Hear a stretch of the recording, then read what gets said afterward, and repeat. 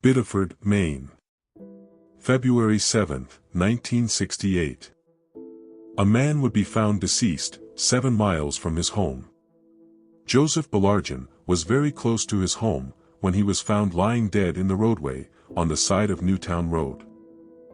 Police in this case have ruled it a homicide, as he was shot to death with a .32 caliber pistol. News reports indicate that people in the town were afraid to come forward, but we believe with time passing, someone will have the courage and help solve this case. Who could have wanted to kill Joseph? Was this a random attack or planned hit? He was only a few miles away from his home before this happened.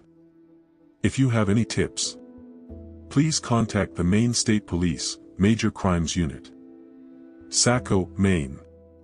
April 17, 1972. The body of an escaped inmate would be found in a wooded area.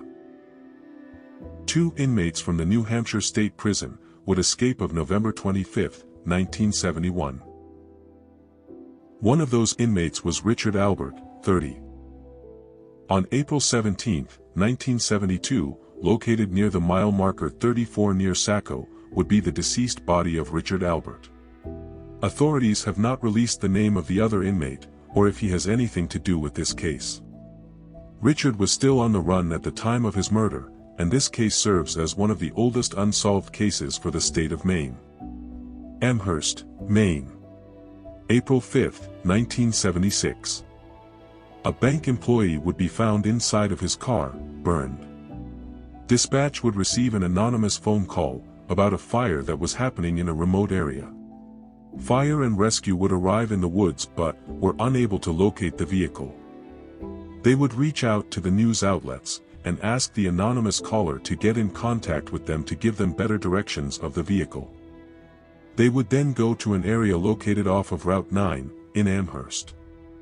When they arrived, they would find a green 1971 Chrysler station wagon, burned out, and inside of the vehicle, a man. That man was James Cassidy, who worked for the Brookline, Massachusetts Trust Company Bank.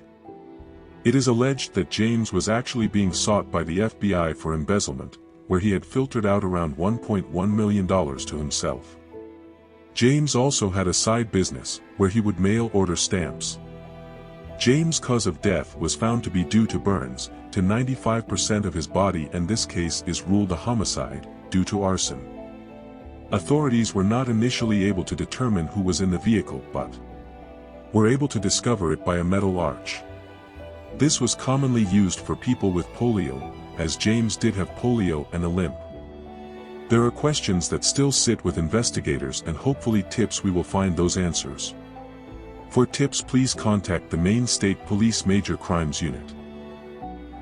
Harrison, Maine. August 13, 1976. A pet dog would be carrying something in its mouth that its owner would immediately alert authorities. A dog owner would be outside on May 13, 1981, when its dog had something strange in its mouth.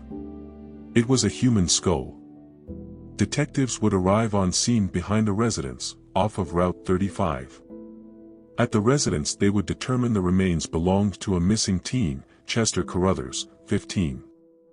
His cause of death, to be a gunshot wound to the head. Chester's mom would report him missing a few years earlier, and would get the news that Chester's body was less than a mile from the home. Tips can be sent to the Maine State Police Major Crimes Unit.